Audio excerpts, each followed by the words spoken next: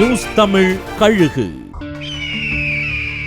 ஆதவ் அர்ஜுனா மேல நடவடிக்கை எடுக்கணும்னு பல நிர்வாகிகள் போர்க்கொடி தூக்கினாலும் 2 பேர் கொஞ்சம் சத்தமாவே பேசியிருக்காங்க.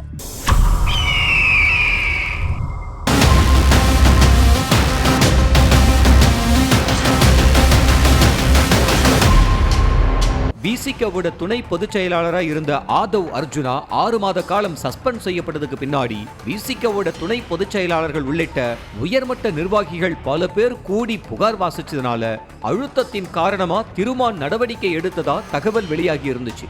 அடுத்த முறை எம்பி சீட்டு கொடுக்கும் போது தனக்கே இடையூறா ஆதவ் அர்ஜுனா இருப்பார்னு நினைச்ச முக்கிய நிர்வாகி ஒருத்தரும் நான் தலித் கோட்டாவில் எம்எல்ஏ சீட்டு கிடைக்கும் போது தனக்கு போட்டியா ஆதவ் குறுக்கு வந்து நிற்பார்னு நினைச்ச மற்றொரு நிர்வாகியும் கட்சியோட நலன் என்பதை தாண்டி தங்களோட தனிப்பட்ட நலனுக்காக கொஞ்சம் சத்தமாவே கோபத்தை வெளிப்படுத்தி இருக்காங்க.